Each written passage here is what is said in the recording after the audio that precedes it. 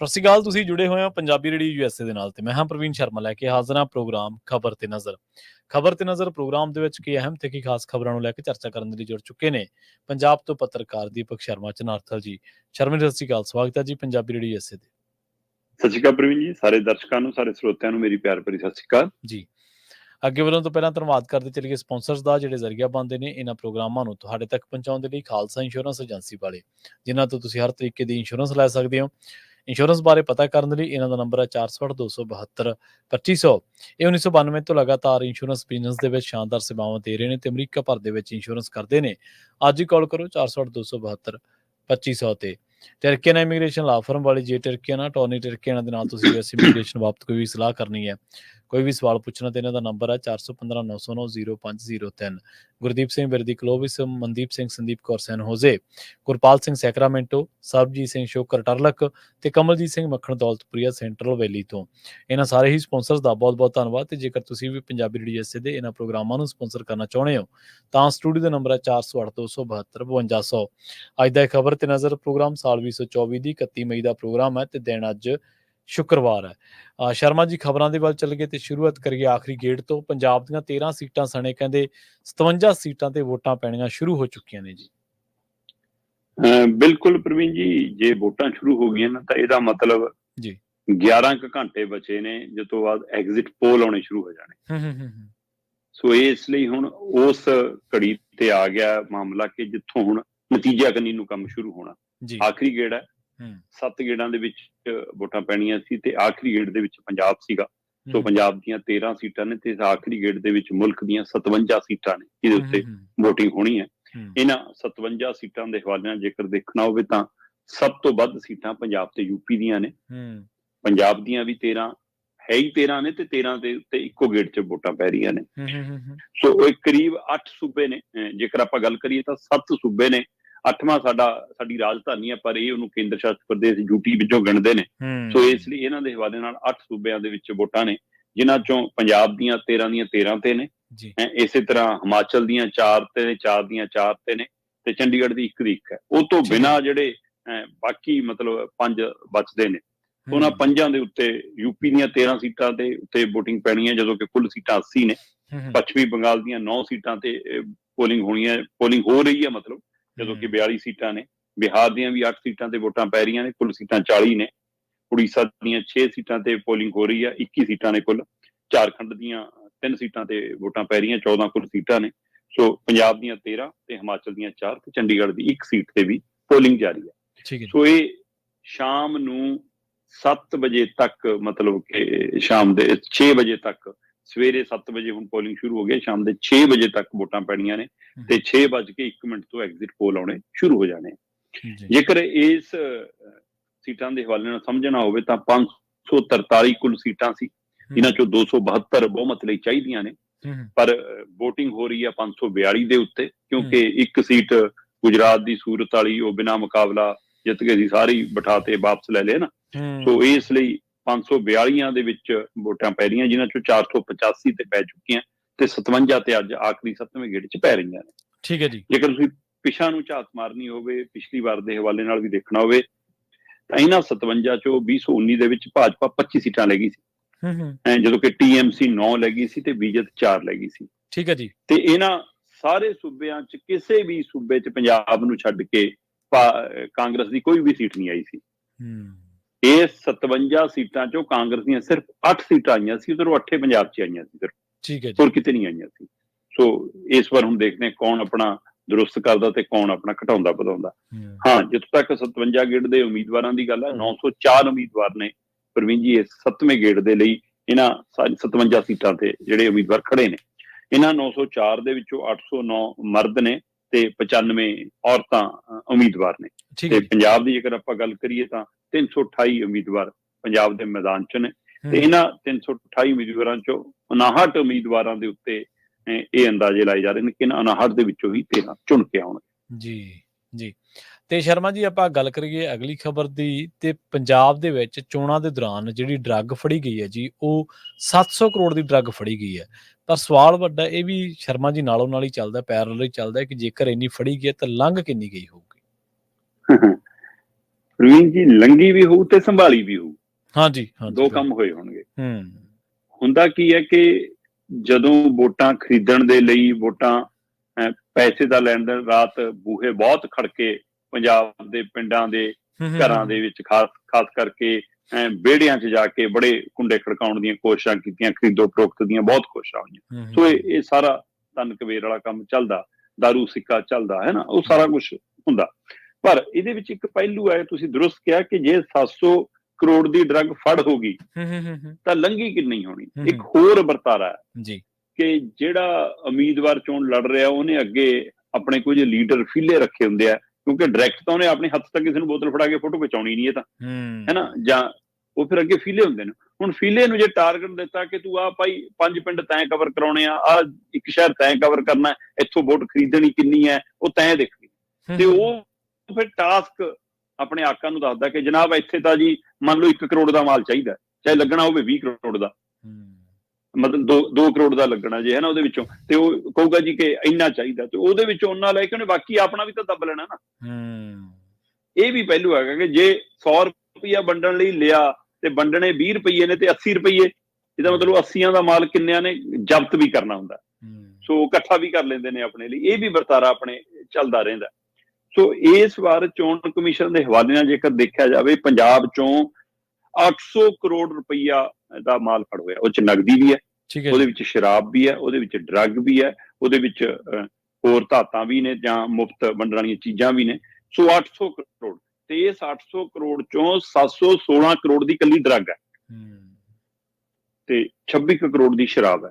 ਇਹ ਬਿਲਕੁਲ ਇਹ ਉਹ ਹੈ ਜੋ ਫੜ ਹੋ ਗਈ। ਇਹ ਤੋਂ ਬਿਨਾਂ ਜਿਹੜੀ ਵੋਟਰਾਂ ਨੂੰ ਭਰਮਾਉਣ ਲਈ, ਖਰੀਦਣ ਲਈ, ਤੋੜਨ ਲਈ, ਆਪਣੇ ਹੱਕ 'ਚ ਭੁਗਤਾਉਣ ਲਈ ਮਾਲ ਸਿੱਕਾ ਵੰਡਤਾ ਜਾਂ ਉਹਨਾਂ ਦੇ ਆਕਾਵਾਂ ਦੇ ਹਵਾਲੇ ਨਾਲ ਕਿਹਨਾਂ ਨੇ ਜ਼ਬਤ ਕਰ ਲਿਆ, ਉਹ ਵੱਖਰਾ ਬਿਲਕੁਲ ਸਹੀ। ਹਾਂ, ਤੇ ਪੰਜਾਬ ਇਸ ਮਾਮਲੇ ਦੇ ਵਿੱਚ ਤੀਜੇ ਨੰਬਰ ਤੇ, ਦੇ ਵਿੱਚ ਪਹਿਲੇ ਨੰਬਰ ਤੇ ਗੁਜਰਾਤ ਹੈ ਜਿਹਦੇ ਕੋਲ ਸਭ ਤੋਂ ਵੱਧ ਬਰਾਮਦਗੀ ਹੋਈ ਹੈ।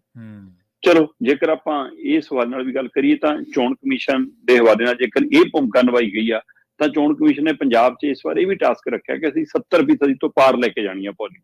ਠੀਕ ਹੈ ਜੀ। ਉਹਦੇ ਲਈ ਪ੍ਰਵੀਨ ਜੀ 24,451 ਪੋਲਿੰਗ ਸਟੇਸ਼ਨਾਂ ਚੋਂ ਬੇਸ਼ੱਕ 5,000 ਪੋਲਿੰਗ ਸਟੇਸ਼ਨ ਸਾਡੇ ਸੰਵੇਦਨਸ਼ੀਲ ਨੇ, ਪਰ 2,000 ਤੋਂ ਵੱਧ polling station model polling station ਵੀ ਬਣਾਏ ਗਏ ਨੇ। ਕਿਤੇ ਗ੍ਰੀਨ ਪੋਲਿੰਗ ਸਟੇਸ਼ਨ ਹੈ, ਕਿਤੇ ਫੌਜੀ ਜਵਾਨ ਦੇ ਨਾਂ ਦੇ ਉੱਤੇ ਬਾਰਡਰ ਵਰਗੀ ਸਥਿਤੀ ਬਣਾਈ ਹੋਈ ਹੈ, ਕਿਤੇ ਬਗੈਂਬੋ ਦੀਆਂ ਫੋਟੋਆਂ ਲਾ ਲਓ ਜੀ, ਹੈ ਨਾ, ਫਿਲਮ ਵਾਲੇ ਐਕਟਰਾਂ ਦੀਆਂ ਫੋਟੋਆਂ ਲਾ ਲਓ, ਕਿਤੇ ਆਪਾਂ ਏਅਰਪੋਰਟ ਵਰਗਾ ਪੋਲਿੰਗ ਸਟੇਸ਼ਨ ਦੀ ਗੱਲ ਕਰ ਰਹੇ ਸੀ, ਕਈ ਥਾਂ ਗ੍ਰੀਨ ਪੋਲਿੰਗ ਸਟੇਸ਼ਨ ਬਣਾਏ ਗਏ ਨੇ, ਬੂਟੇ ਸਾਰਾ ਕੁਝ। ਸੋ ਇਸ ਤਰ੍ਹਾਂ ਅਲੱਗ-ਅਲੱਗ ਕਈ ਪਿੰਕ ਪੋਲਿੰਗ ਸਟੇਸ਼ਨ, ਸੋ ਇਸ ਤਰ੍ਹਾਂ ਦੇ ਬੜੇ ਮਾਡਲ ਪੋਲਿੰਗ ਸਟੇਸ਼ਨ ਬਣਾ ਕੇ ਲੋਕਾਂ ਨੂੰ ਅਟਰੈਕਟ ਕੀਤਾ ਗਿਆ ਕਿ ਵੋਟ ਪਾਉਣ ਜ਼ਰੂਰ ਆਉਣ। ਸੋ ਪੰਜਾਬ ਦੇ ਵਿੱਚ ਜੇ 70% ਦੀ ਆ ਟਾਰਗੇਟ ਹੈ ਤਾਂ ਸਭ ਤੋਂ ਵੱਧ ਜੇਕਰ 1967 ਦੇ ਵਿੱਚ ਪੋਲਿੰਗ ਹੋਈ ਸੀ 71.13%। ਠੀਕ ਹੈ ਜੀ। ਸੋ ਹੁਣ ਦੇਖਣ ਵਾਲੀ ਗੱਲ ਹੋਵੇਗੀ ਕਿ ਜਿੰਨਾ ਜ਼ੋਰ ਇਸ ਵਾਰ ਪੰਜਾਬ ਚੋਣ ਕਮਿਸ਼ਨ ਨੇ ਲਾਇਆ ਕਿ ਅਸੀਂ ਦੇਸ਼ ਦੀ ਔਸਤ, ਕਿਉਂਕਿ ਪਿਛਲੀ ਵਾਰ ਦੇਸ਼ ਦੀ ਔਸਤ ਤੋਂ ਵੀ ਥੱਲੇ ਰਹਿ ਗਈ ਸੀ ਸਾਡੀ ਵੋਟਿੰਗ, ਇਸ ਲਈ ਇਹਨਾਂ ਦਾ ਟਾਰਗੇਟ ਹੈ ਕਿ ਦੇਸ਼ ਦੀ ਜਿੰਨੀ ਐਵਰੇਜ ਆਵੇ ਉਹ ਤੋਂ ਵੱਧ ਜਾਵੇ ਤੇ 70% ਦੇ ਪਾਰ। ਕਿ ਕੀ 70% ਤੋਂ ਪਾਰ ਜਾਂਦੀ ਹੈ, 71.13% ਨੂੰ ਪਾਰ ਕਰਦੀ ਹੈ ਕਿ ਨਹੀਂ, ਇਹ ਵੀ ਦੇਖਣ ਵਾਲੀ ਗੱਲ ਹੋਊਗੀ। ਔਰ ਇਹ ਉਸ ਸਮੇਂ ਜਦੋਂ ਪੰਜਾਬ ਦੇ ਵਿੱਚ ਕਹਿਰ ਦੀ ਗਰਮੀ ਹੈ, ਬੇਸ਼ੱਕ ਅੱਜ ਦੱਸਿਆ ਗਿਆ ਕੁਝ ਥਾਵਾਂ ਤੇ ਬੂੰਦਾਬਾਂਦੀ ਕਣਮਣਕਾਣੀ ਹੋ ਸਕਦੀ ਹੈ, ਪਰ ਤਾਂ ਵੀ ਮਤਲਬ ਕਿ 42 ਤੋਂ 44 ਡਿਗਰੀ ਤੱਕ ਤਾਪਮਾਨ ਰਹਿਣ ਦੀ ਸੰਭਾਵਨਾ, ਉਹਦੇ ਵਿੱਚ ਕਿੰਨਾ ਵੋਟਰ ਨਿਕਲਦਾ ਤੇ ਕਿੰਨੀਆਂ ਵੋਟਾਂ ਭੁਗਤਦੀਆਂ ਦੇਖਣ ਵਾਲੀ। ਹਾਂ, 2,14,61,739 ਵੋਟਰਾਂ ਨੂੰ ਭੁਗਤਾਉਣ ਦੇ ਲਈ 2,60,000 ਮੁਲਾਜ਼ਮ ਤਾਇਨਾਤ ਕੀਤੇ ਨੇ। ਜਿਹੜਾ ਕੁੱਲ ਚੋਣ ਅਮਲਾ ਹੈ ਪੰਜਾਬ ਦੇ ਵਿੱਚ, ਜਿਹਨੇ ਪੂਰੀ ਚੋਣ ਪ੍ਰਕਿਰਿਆ ਨੂੰ ਸਿਰੇ ਲਾਉਣਾ, ਉਹਦੇ ਵਿੱਚ ਚਾਹੇ ਕਾਰਾਂ ਗੱਡੀਆਂ ਨੂੰ ਚਲਾਉਣ ਵਾਲੇ ਡਰਾਈਵਰ ਹੋਣ, ਚਾਹੇ ਸਹਾਇਕ ਹੋਣ, ਚਾਹੇ ਪੁਲਿਸ ਮੁਲਾਜ਼ਮ ਹੋਣ, ਚਾਹੇ ਪੋਲਿੰਗ ਸਟੇਸ਼ਨ ਵਾਲੀ ਟੀਮ ਹੋਵੇ, 2,60,000 ਮੁਲਾਜ਼ਮ ਇਸ ਕੰਮ ਦੇ ਜੁਟੇ ਨੇ। ਇਹ ਚੋਣ ਸਟਾਫ ਦੇ ਵਿੱਚੋਂ ਪੋਲਿੰਗ ਸਟਾਫ ਹੈ ਜਿਹੜਾ ਉਹ 1,20,000 ਹੈ ਜੀ। ਠੀਕ ਹੈ। ਜਿਹਨੇ ਪੋਲਿੰਗ ਸਟੇਸ਼ਨ ਦੇ ਅੰਦਰ ਬੈਠ ਕੇ ਵੋਟਾਂ ਭੁਗਤਾਉਣ ਦਾ ਕੰਮ ਕਰਨਾ, ਕਿ ਈਵੀਐਮ ਵਾਲਾ ਵੀ ਹੈ, ਫਿਰ ਟਿਕ ਮਾਰਨ ਵਾਲਾ ਵੀ, ਫਿਰ ਹਾਂ ਇਹਦੀ ਪਰਚੀ ਵੀ ਓਕੇ ਹੈ ਜੀ, ਇਹਦੀ ਸਿਆਹੀ ਵੀ ਲਾਉਣੀ ਹੈ ਜੀ, ਉਹ ਜਿਹੜਾ ਸਾਰਾ ਵੋਟ ਭੁਗਤਾਉਣ ਦੀ ਪ੍ਰਕਿਰਿਆ ਦਾ, ਉਹ 1,20,000 ਮੁਲਾਜ਼ਮ ਨੇ ਜੀ ਜਿਹੜੇ ਪੋਲਿੰਗ ਸਟਾਫ ਵਜੋਂ ਆਪਣੀ ਡਿਊਟੀ ਨਿਭਾਉਣਗੇ। ਇਹ ਤੋਂ ਬਿਨਾਂ 70,000 ਸਿਕਿਉਰਿਟੀ ਸਟਾਫ ਹੈ ਸਾਡਾ, ਜਿਹਦੇ ਵਿੱਚ ਕੇਂਦਰੀ ਸੁਰੱਖਿਆ ਦਸਤੇ ਵੀ ਆਉਂਦੇ ਆ, ਹੋਮਗਾਰਡ ਵੀ ਆਉਂਦਾ ਏ, ਪੰਜਾਬ ਪੁਲਿਸ ਤੇ ਫਿਰ ਗੁਜਰਾਤ ਪੁਲਿਸ ਜੀ ਜਾਂ ਹੋਰ ਸੂਬਿਆਂ ਤੋਂ ਬੁਲਾਏ ਅਧਿਕਾਰੀ ਪੁਲਿਸ, ਉਹ ਸਾਰਾ ਕੁਝ ਮਿਲਾ ਕੇ 70,000 ਤੋਂ ਵੱਧ ਇਹ ਸੁਰੱਖਿਆ ਮੁਲਾਜ਼ਮ ਨੇ। ਇਸੇ ਤਰ੍ਹਾਂ 50,000 ਦੇ ਗੇੜ 'ਚ ਫਿਰ ਡਰਾਈਵਰ, ਸਹਾਇਕ, ਹੋਰ ਅਮਲਾ ਫਾਲਾ, ਉਹ ਸਾਰਾ ਉਹ 50,000 ਦੇ ਗੇੜ 'ਚ ਹੈ। ਤੇ 20,000 ਉਹ ਸਟਾਫ ਹੈ ਜਿਹੜਾ ਜ਼ਿਲ੍ਹਾ ਪੱਧਰ ਦੇ ਉੱਤੇ, ਡਿਸਟ੍ਰਿਕਟ ਪੱਧਰ ਦੇ ਨਾਲ ਬਲਾਕ ਪੱਧਰ ਦੇ ਉੱਤੇ ਜਾਂ ਫਿਰ ਪੰਜਾਬ ਪੱਧਰ ਦੇ ਉੱਤੇ ਜਿਹੜਾ ਉਹ ਚੋਣ ਪ੍ਰਕਿਰਿਆ ਨੂੰ ਪੂਰਾ ਨਿਬੇੜਨ ਦੇ ਲਈ ਸਾਰੇ ਨਾਲ ਕੰਮ ਕਰ ਰਿਹਾ। ਸੋ ਇਹ ਸਾਰੀ ਪ੍ਰਕਿਰਿਆ ਦੇ ਲਈ 1,20,000 ਦੇ ਕਰੀਬ ਮੁਲਾਜ਼ਮ ਤਾਇਨਾਤ ਕੀਤੇ ਨੇ, ਜਿਨ੍ਹਾਂ ਨੇ 24,451 ਪੋਲਿੰਗ ਸਟੇਸ਼ਨਾਂ ਦੇ ਉੱਤੇ ਅੱਜ 1 ਜੂਨ ਸ਼ਨੀਵਾਰ ਨੂੰ ਸਵੇਰੇ 7 ਵਜੇ ਤੋਂ ਵੋਟਾਂ ਸ਼ੁਰੂ ਹੋ ਗਈਆਂ, ਸ਼ਾਮ ਦੇ 6 ਵਜੇ ਤੱਕ ਭੁਗਤਣੀਆਂ ਨੇ। ਸੋ 328 ਉਮੀਦਵਾਰਾਂ ਦੇ ਲਈ ਵੋਟਾਂ ਪਾਉਣ ਦੀ ਜ਼ਿੰਮੇਵਾਰੀ ਇਹਨਾਂ ਦੇ ਹਿੱਸੇ ਆਈ ਹੈ। ਸੋ ਇਹਦੇ ਵਿੱਚੋਂ ਆਹ ਮਾਰਜੋ ਫੜ ਹੋਇਆ ਉਹ ਵੀ, ਤੇ ਅੱਜ ਵੀ ਸਭ ਦੀ ਨਜ਼ਰ ਰਹਿਣੀ ਹੈ ਕਿ ਇਹ ਚੱਲਦੀ ਪ੍ਰਕਿਰਿਆ ਦੇ ਵਿੱਚ ਕੋਈ ਅਜਿਹੀ ਗੜਬੜ ਨਾ ਹੋਵੇ, ਉਹਦੇ ਲਈ ਵੀ ਨਜ਼ਰਸਾਨੀ ਕਾਫੀ ਕੀਤੀ ਜਾ ਰਹੀ ਹੈ। ਕੈਮਰੇ ਵਗੈਰਾ ਬਹੁਤ ਲਾਏ ਗਏ ਨੇ ਇਸ ਵਾਰ। ਜੀ। ਤੇ ਸ਼ਰਮਾ ਜੀ, ਅਗਲੀ ਖਬਰ ਦੇ ਵੱਲ ਵਧੀਏ। ਕਹਿੰਦੇ ਪੰਜਾਬ ਦੇ 22 ਉਮੀਦਵਾਰ ਅਜਿਹੇ ਨੇ ਜਿਹੜੇ 10 ਕਰੋੜ ਤੋਂ ਜ਼ਿਆਦਾ ਦੇ ਮਾਲਕ ਨੇ ਜੀ। ਪ੍ਰਵੀਨ ਜੀ, ਆਪਾਂ ਜਦੋਂ 7ਵੇਂ ਗੇੜ ਦੇ ਹਵਾਲੇ ਨਾਲ ਇੱਕ ਵਾਰ ਗੱਲ ਕਰ ਰਹੇ ਸੀ ਤਾਂ ਆਪਾਂ ਗੱਲ ਕਰ ਰਹੇ ਸੀ ਕਿ 7ਵੇਂ ਗੇੜ ਦੇ ਵਿੱਚ 904 ਉਮੀਦਵਾਰ ਨੇ, ਤੇ ਇਹਨਾਂ 904 ਉਮੀਦਵਾਰਾਂ ਚੋਂ ਸਭ ਤੋਂ ਅਮੀਰ ਜੇ ਕੋਈ ਹੈਗੀ ਆ ਤਾਂ ਉਹ ਪੰਜਾਬ ਦੀ ਉਮੀਦਵਾਰ ਬੀਬੀ ਹਰਸਿਮਰਤ ਕੌਰ ਬਾਦਲ ਹੈ। ਠੀਕ ਹੈ ਜੀ। ਤੇ ਜੇ 7ਵੇਂ ਗੇੜ ਦੇ 904 ਚੋਂ ਅਮੀਰ ਹੈ ਤਾਂ ਪੰਜਾਬ ਦੇ 328 ਚ ਤਾਂ ਅਮੀਰ ਉਹੀ ਹੋਊਗੀ ਫਿਰ, ਹੈ ਨਾ। ਤੋ 200 ਕਰੋੜ ਦੇ ਕਰੀਬ ਉਹਦੀ ਜਾਇਦਾਦ ਹੈ ਬੀਬੀ ਦੀ, ਸਭ ਤੋਂ ਅਮੀਰ ਉਹ ਹੈ। ਪਰ ਆਪਾਂ ਓਵਰਆਲ ਜੇਕਰ ਦੇਖਣਾ ਹੋਵੇ ਤਾਂ ਮੈਂ ਦੇਖ ਰਿਹਾ ਸੀਗਾ ਕਿ 22 ਉਮੀਦਵਾਰ ਅਜਿਹੇ ਨੇ ਜਿਹੜੇ 10 ਕਰੋੜ ਤੋਂ ਉੱਪਰ ਵਾਲੀ ਜਾਇਦਾਦ ਦੇ ਮਾਲਕ ਨੇ। ਠੀਕ ਹੈ ਜੀ। ਤੇ ਪਰ ਉਹਨਾਂ ਚ ਆਪਸ ਚ ਕਿੰਨਾ ਮਤਲਬ ਫਰਕ ਹੈ, ਜਦੋਂ ਕਿ ਤਾਂ ਵੀ ਬਹੁਤ ਅਮੀਰ ਨੇ ਉਹ। ਮਤਲਬ ਬੀਬੀ ਨੰਬਰ 1 ਤੇ ਹੈ 198.51 ਕਰੋੜ ਦੀ ਮਾਲਕ ਨਾਲ, ਲਗਭਗ 200 ਕਰੋੜ ਦੀ ਮਾਲਕ ਦੇ ਨਾਲ ਨੰਬਰ 1 ਤੇ। ਨੰਬਰ 2 ਤੇ ਵੀ ਬੀਬੀ ਉਹ ਹੈ ਪਰਨੀਤ ਕੌਰ ਹੈ ਜੀ, ਪਰ ਉਹਦੀ ਜਾਇਦਾਦ 55 ਕਰੋੜ ਦੀ ਹੈ। ਠੀਕ ਹੈ ਜੀ।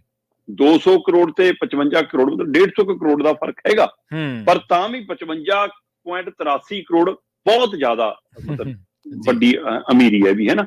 ਸੋ ਇਸ ਲਈ ਦੂਏ ਨੰਬਰ ਤੇ ਪਰਨੀਤ ਕੌਰ ਆਉਂਦੀ ਹੈ। ਤੇ ਜੇ ਮੈਂ ਕੁੱਲ 22 ਉਮੀਦਵਾਰਾਂ ਚੋਂ ਦੇਖਦਾ ਤਾਂ ਸਭ ਤੋਂ ਵੱਧ ਜੇ 10 ਕਰੋੜ ਤੋਂ ਵੱਧ ਵਾਲੀ ਜਾਇਦਾਦ ਦੇ ਮਾਲਕ ਨੇ ਤਾਂ ਉਹ ਸ਼੍ਰੋਮਣੀ ਅਕਾਲੀ ਦਲ ਦੇ 6 ਉਮੀਦਵਾਰ ਨੇ। ਠੀਕ ਹੈ, ਅੱਛਾ। ਤੇ ਦੂਏ ਨੰਬਰ ਤੇ ਟਾਈ ਹੁੰਦਾ ਜੀ ਕਾਂਗਰਸ ਤੇ ਭਾਜਪਾ ਵਿਚਾਲੇ। ਕਾਂਗਰਸ ਦੇ ਵੀ 5 ਤੇ ਭਾਜਪਾ ਦੇ ਵੀ 5 ਉਮੀਦਵਾਰ 10 ਕਰੋੜ ਤੋਂ ਵੱਧ ਦੀ ਜਾਇਦਾਦ ਦੇ ਮਾਲਕ ਨੇ। ਤੀਏ ਨੰਬਰ ਤੇ ਆਉਂਦੀ ਹੈ ਜੀ ਆਮ ਆਦਮੀ ਪਾਰਟੀ, ਜਿਹਦੇ 4 ਉਮੀਦਵਾਰ ਅਜਿਹੇ ਨੇ ਜਿਹੜੇ 10 ਕਰੋੜ ਤੋਂ ਵੱਧ ਦੀ ਜਾਇਦਾਦ ਰੱਖਦੇ। ਤੇ ਸ਼੍ਰੋਮਣੀ ਅਕਾਲੀ ਦਲ ਅੰਮ੍ਰਿਤਸਰ ਦੇ ਵੀ 2 ਉਮੀਦਵਾਰ ਇਸ ਕਤਾਰ 'ਚ ਹੈਗੇ ਨੇ। ਇੰਜੇ 22 ਉਮੀਦਵਾਰ ਨੇ। ਤੇ ਜੇਕਰ ਮੈਂ ਇਹਨਾਂ ਚੋਂ ਗੱਲ ਕਰਨੀ ਹੋਵੇ ਤਾਂ ਸਭ ਤੋਂ ਵੱਧ ਜੇਕਰ ਕੋਈ ਅਮੀਰ ਹੈ ਜੀ ਤਾਂ ਉਹ ਬੀਬੀ ਬਾਦਲ ਦੀ, ਜਿਵੇਂ ਆਪਾਂ ਗੱਲ ਕੀਤੀ ਹੈ, 198.51 ਕਰੋੜ ਦੀ ਜਾਇਦਾਦ ਹੈ। ਤੇ ਜਦੋਂ ਕਿ ਪਿਛਲੀ ਵਾਰ ਜਦੋਂ 2019 ਚ ਚੋਣ ਲੜੀ ਸੀ ਬੀਬੀ ਤਾਂ 217.99 ਮਤਲਬ 218 ਕਰੋੜ ਦੀ ਜਾਇਦਾਦ ਸੀ, ਜਿਹੜੀ ਹੁਣ ਘਟ ਕੇ 198 ਕਰੋੜ ਰਹਿ ਗਈ। ਸ਼ਾਇਦ ਮਤਲਬ ਸੱਤਾ ਚੋਂ ਬਾਹਰ ਆਉਣਾ ਵੀ ਇਹ ਉਹ ਸਾਰਾ ਕੁਝ, ਉਹਦਾ ਵੀ ਤਾਂ ਕਾਰੋਬਾਰ ਤੇ ਅਸਰ ਪੈਂਦਾ ਹੋਣਾ ਨਾ ਕੋਈ। ਚਲੋ ਪਰਨੀਤ ਕੌਰ ਦੀ ਇਸ ਮੌਕੇ ਜੇ 55.83 ਕਰੋੜ ਹੈ ਤਾਂ 2019 ਜਦੋਂ ਚੋਣ ਲੜੀ ਸੀ ਤਾਂ 63.5 ਕਰੋੜ ਸੀ। ਹੁਣ ਇਹਦੇ ਘਰੋਂ ਵੀ ਸੱਤਾ ਗਈ ਹੈ ਜੀ, ਹੈ ਨਾ। ਇਹ ਮਤਲਬ ਹੈ ਚਲੋ। ਤੇ ਪਰ ਜਾਇਦਾਦ ਕਹਿੰਦੇ ਜੀ ਹੁਣ 55.83 ਕਰੋੜ ਬੀਬੀ ਦੀ ਵੀ ਘਟੀ ਹੈ। 6 ਨੰਬਰ ਤੇ ਸੁਖਪਾਲ ਖਹਿਰਾ ਜੀ, ਤੇ ਸੁਖਪਾਲ ਖਹਿਰਾ ਵੀ 50 ਕਰੋੜ ਤੋਂ ਪਾਰ ਹੈ ਜਨਾਬ। ਤੇ 2019 ਦੇ ਵਿੱਚ 59 ਕਰੋੜ ਤੋਂ ਉੱਪਰ ਦੀ ਜਾਇਦਾਦ ਸੀ ਤੇ 9 ਕਰੋੜ ਦੀ ਜਾਇਦਾਦ ਇਹਨਾਂ ਦੀ ਵੀ ਘਟ ਗਈ। ਤੇ ਚੌਥੇ ਨੰਬਰ ਤੇ ਤਰਨਜੀਤ ਸੰਧੂ ਨੇ 39.92 ਕਰੋੜ, ਲਗਭਗ 40 ਕਰੋੜ ਦੀ ਜਾਇਦਾਦ ਦੇ ਮਾਲਕ ਨੇ। ਫਿਰ ਉਹ ਤੋਂ ਬਾਅਦ NK ਸ਼ਰਮਾ ਦੀ ਵਾਰੀ ਆਉਂਦੀ ਹੈ 5ਵੇਂ ਨੰਬਰ ਤੇ 32.21 ਕਰੋੜ ਦੀ ਜਾਇਦਾਦ ਹੈ।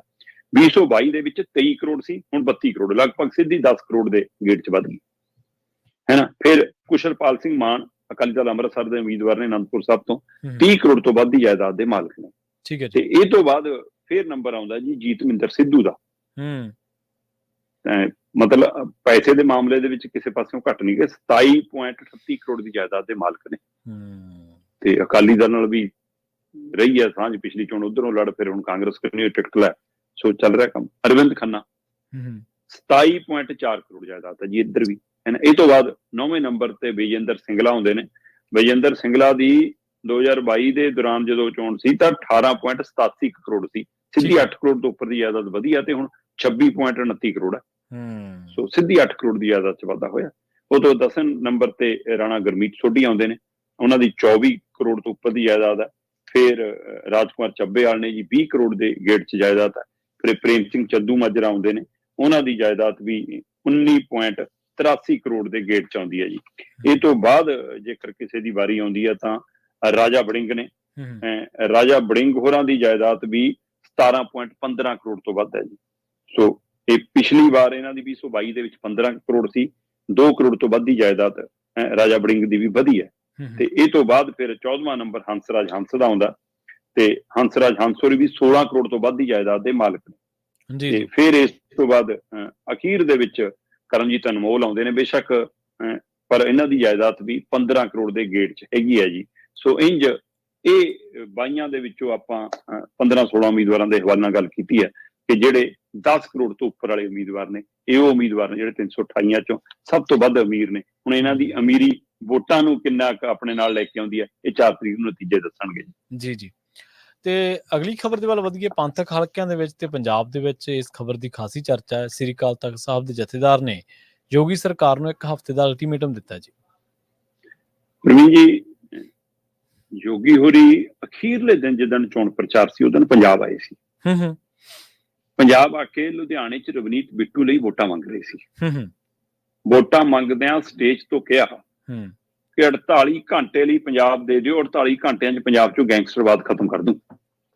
ਅੱਛਾ, ਸਾਨੂੰ ਪੰਜਾਬ ਸੌਂਪ ਕੇ ਦੇਖੋ, ਹੈ ਨਾ। ਇਹ ਦਮ ਭਰਿਆ ਤੇ ਆਪਣੀਆਂ ਤਕਰੀਰਾਂ ਦੇ ਵਿੱਚ ਇਹ ਵੀ ਦਮ ਭਰਦੇ ਰਹੇ ਨੇ ਕਿ ਅਸੀਂ ਗੁੰਡਾ ਰਾਜ, ਅਸੀਂ ਇਹੋ ਜਿਹੇ ਲੁਟੇਰੇ, ਇਹੋ ਜਿਹੇ ਹੈ ਨਾ ਘਟੀਆ ਅਪਰਾਧਕ ਧਿਰ ਵਾਲੇ ਅਸੀਂ ਯੂਪੀ 'ਚੋਂ ਮੁਕਾਤੇ। ਜੇ ਇੱਕ ਚੌਂਕ ਤੇ ਅਪਰਾਧ ਹੁੰਦਾ ਤਾਂ ਦੂਏ ਚੌਂਕ ਤੇ ਪੁਲਿਸ ਕਹਿੰਦੇ ਨਵੇੜਾ ਕਰ ਦਿੰਦੀ ਹੈ। ਇਹ ਦਮ ਭਰਿਆ।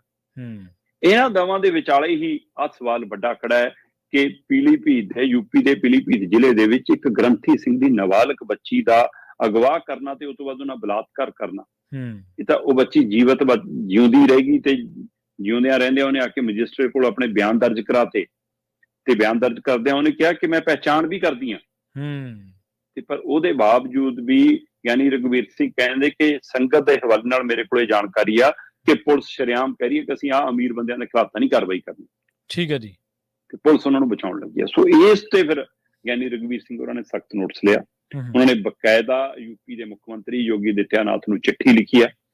ਚਿੱਠੀ ਲਿਖ ਕੇ ਕਿਹਾ ਕਿ 1 ਹਫ਼ਤੇ ਦਾ ਅਲਟੀਮੇਟਮ ਆ, ਇਸ ਗ੍ਰੰਥੀ ਸਿੰਘ ਦੀ ਬੱਚੀ ਨੂੰ ਇਨਸਾਫ ਦਿਵਾਉਣ ਦੇ ਲਈ ਦੋਸ਼ੀਆਂ ਦੇ ਖਿਲਾਫ ਬਣਦੀ ਸਖਤ ਕਾਰਵਾਈ ਕੀਤੀ ਜਾਵੇ। ਆਰੋਪੀਆਂ ਨੂੰ ਪੁਲਿਸ ਤੁਹਾਡੀ ਬਚਾਉਣ ਦੀ ਕੋਸ਼ਿਸ਼ ਕਰ ਰਹੀ ਆ, ਉਹਨਾਂ ਨੂੰ ਮਤਲਬ ਸ਼ੈਲਟਰ ਦੇ ਰਹੀ ਆ, ਸ਼ਰੇਆਮ ਕਹਿ ਰਹੀ ਆ, ਸੰਗਤ ਸਾਨੂੰ ਜਾਣਕਾਰੀ ਦੇ ਰਹੀ ਹੈ ਕਿ ਪੁਲਿਸ ਸ਼ਰੇਆਮ ਕਹਿੰਦੀ ਹੈ ਕਿ ਅਸੀਂ ਇਹਨਾਂ ਦੇ ਉੱਤੇ ਕਾਰਵਾਈ ਨਹੀਂ ਕਰਨੀ, ਅਮੀਰ ਬੰਦਿਆਂ ਤੇ ਕਾਰਵਾਈ ਨਹੀਂ ਕਰਨੀ। ਮਤਲਬ ਕੋਈ ਹੋਰ ਹੋਊਗਾ ਇੱਕ ਦੋ ਤੇ ਉਹਨਾਂ ਤੇ ਕਾਰਵਾਈ ਕਰ ਦਾਂਗੇ। ਪਰ ਇਹਨਾਂ ਤੇ ਪੀਲੀਭੀਤ ਉਹ ਖੇਤਰ ਹੈ ਯੂਪੀ ਦਾ ਜਿੱਥੇ ਬਹੁਤ ਗਿਣਤੀ ਪੰਜਾਬੀ ਭਾਈਚਾਰਾ ਰਹਿੰਦਾ, ਵੱਡੀ ਗਿਣਤੀ 'ਚ ਸਿੱਖ ਭਾਈਚਾਰਾ ਵਸਦਾ, ਖੇਤੀ ਨਾਲ ਸੰਬੰਧਿਤ ਹੈ। ਕਿਸਾਨ ਅੰਦੋਲਨ ਦੇ ਦੌਰਾਨ ਵੀ ਇੱਥੋਂ ਚੰਗੀ ਆਵਾਜ਼ ਉੱਠੀ ਸੀ।